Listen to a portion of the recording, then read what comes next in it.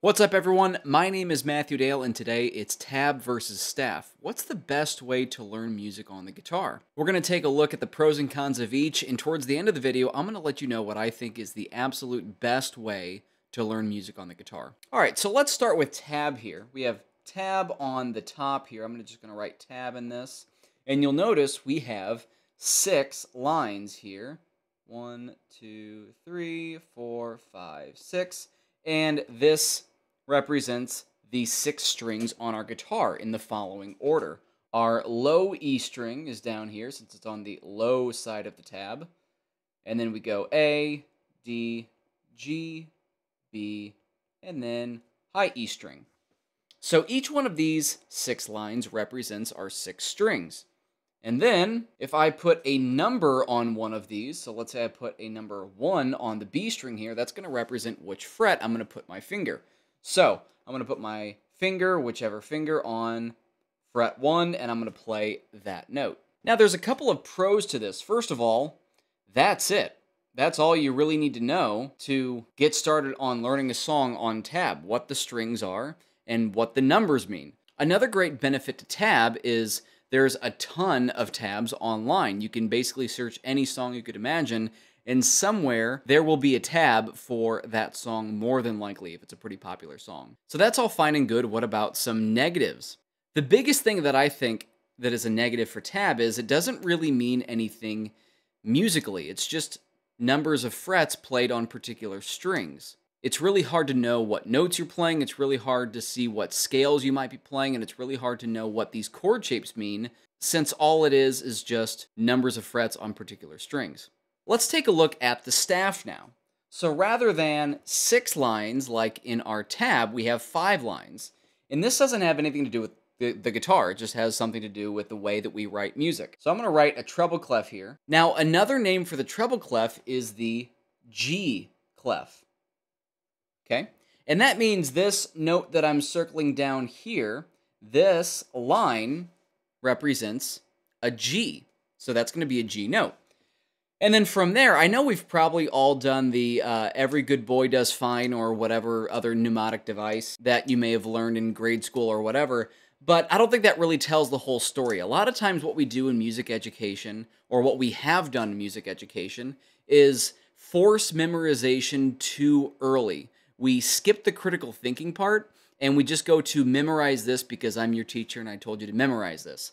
But let's take a look at this logically for a second. So here's a G note, and then in staff, we also use the spaces as well. So the next space is just going to be the next musical note up, which is A, and then the next line would be B, and then the next space is C, and you can see the pattern here. It's just the alphabet. The next thing is D. The next thing is E. Guess what the next one is? I bet you know it. F.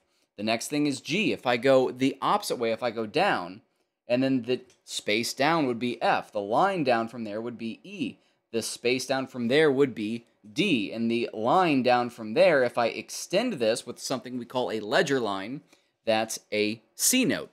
And then I could go into the space below that, and so on and so forth. All you're doing is just following the musical alphabet up or the musical alphabet down. A lot easier than trying to remember what the heck every good boy does fine and face and all that stuff means. So I'm also going to put on the bass clef here and make this what we call a grand staff, which is treble clef and bass clef combined. A lot of times piano players read grand staff.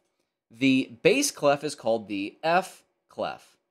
Okay, so that means this stuff down here that I'm highlighting, this is an F note. And the same rules apply. The space above that would be G, and then the line above that would be A, and then the space above that B, and then the line above that C, and I could go down in that direction as well. The space below the F is an E, and then the line below that is D, and then C, and then a line of B, and then A, and then G, and so on and so forth. So that's really not as hard as we make it. If you know where one of these notes are on each particular clef, let's say treble clef or bass clef, you can find the rest of the notes with relative ease. Not quite as easy as tab, but like I said, relative ease. Another interesting thing to note on the grand staff is they actually converge. They meet one another at middle C. Middle C is kind of the standard. So if this is G, and I work my way down to the F space, the E line, the D space. This middle C, I'm going to redraw it so you can see it a little more clearly in the middle of the two.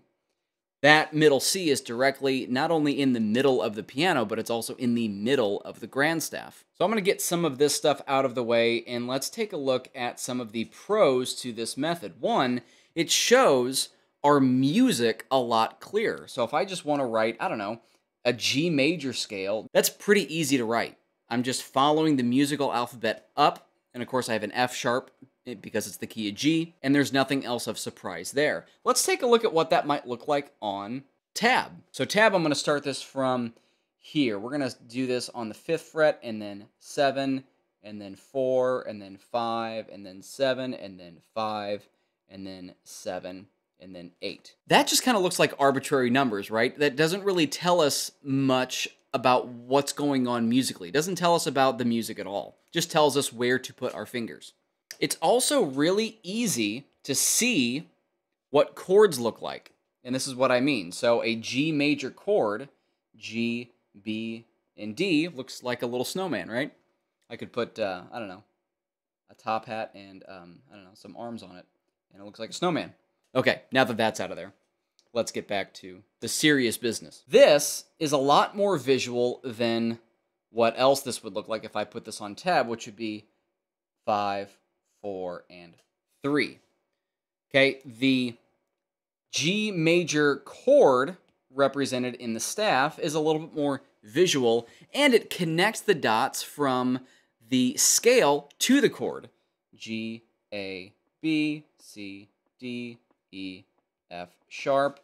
The chord itself, we can see very easily, is made up of the first note of the scale, the third note of the scale, and the 5th note of the scale. So it's a lot easier to actually make musical connections to really see and understand what's going on.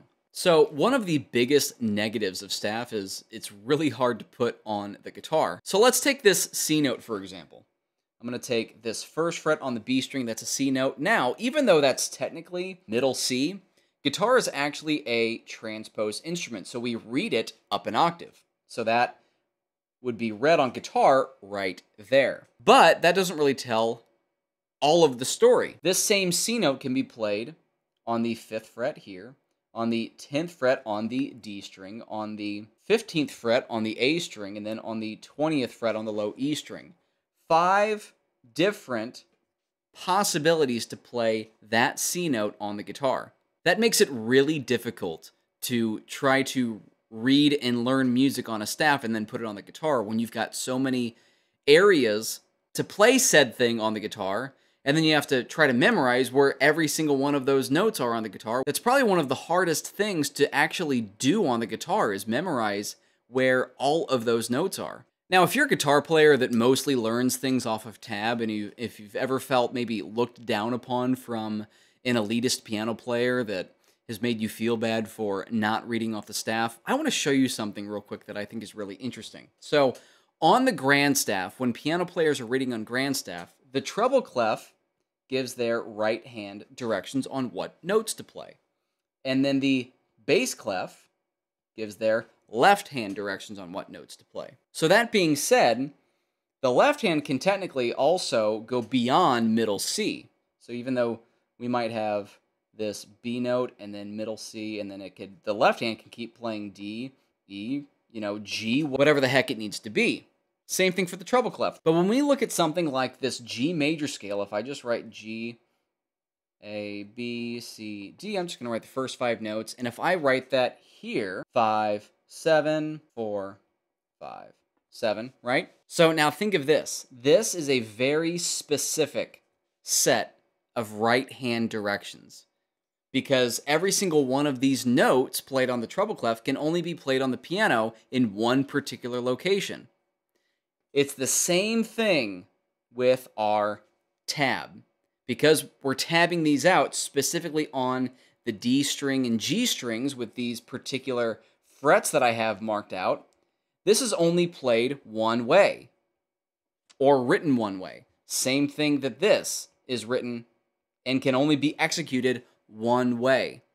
The grand staff for piano players is not that different from tab for guitar players when you look at it from just a performing sense. When you look at the grand staff, it's giving each hand a set of directions, just like tab is giving our left hand a set of directions on how to play something. So it doesn't necessarily matter if you're not going further beyond the notes that are on the page to make those musical connections. And I know this because I've played with a number of piano players, in some cases, college-educated piano players, where I might say, okay, the chord progression is G, D, E minor, and C.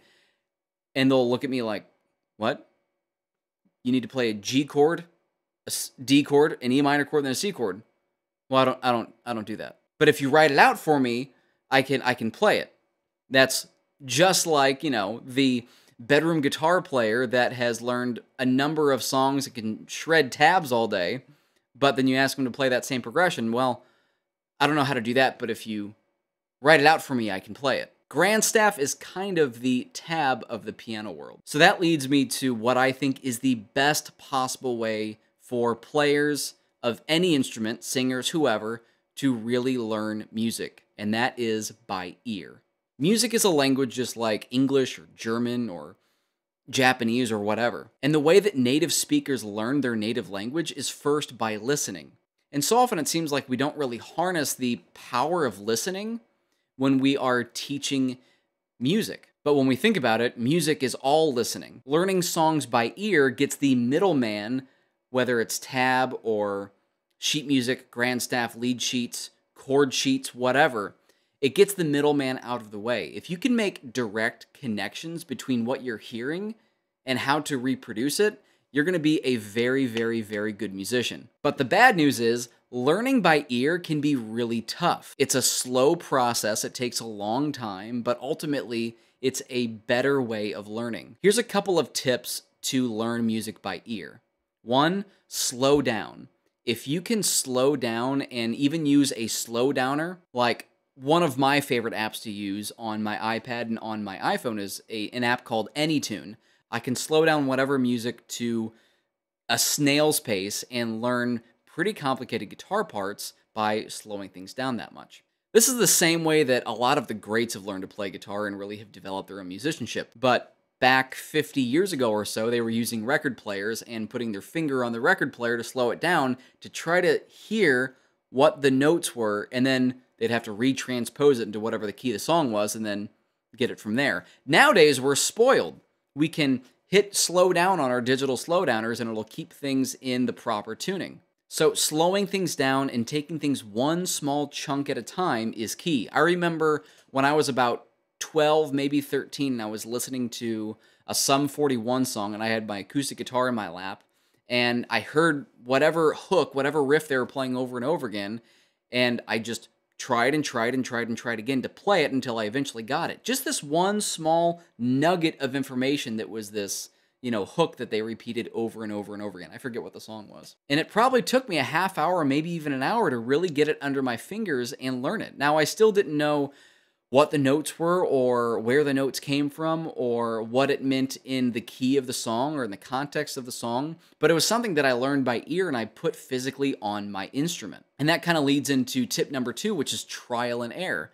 There's always that old saying that we learn more from our failures than we do our successes, and I think the same is true for ear training. If we keep trying and trying and trying and getting the thing that we're trying to play wrong so many times, it's going to teach us a lot more than if we just read a tab or read a piece of sheet music on staff or whatever and play it verbatim, because we're going to be making those connections directly onto our instrument. Now, the other way to really get good at learning songs by ear is to back up what you are hearing with music theory concepts. Contrary to popular belief, music theory is not a set of rules you're either abiding by or breaking if you're revolutionary or something. I often call music theory the Rosetta Stone to understand what is happening in the physical space in terms of frequencies and numbers and all that stuff, to ways that we can understand it, using ideas that are much simpler than what are the frequencies of those exact notes and how do I play them on my guitar. So learning things by ear is hands down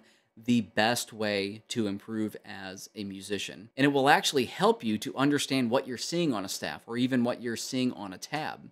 The two don't have to be mutually exclusive, especially if you're linking musical concepts to these. So what I aim to do on my channel is to help you all get better at music to get better at guitar, to make the musical connections necessary to really understand what's going on before you put that onto your instrument. So if that's something that you would like some more of, go ahead and hit those buttons and stick around on the channel. I'm going to have a video on why music theory is a lot simpler than you might think coming out pretty soon, and I'm going to be doing more ear training videos to come. So stick around for that stuff. My name is Matthew Dale, and I will see you all on the next one.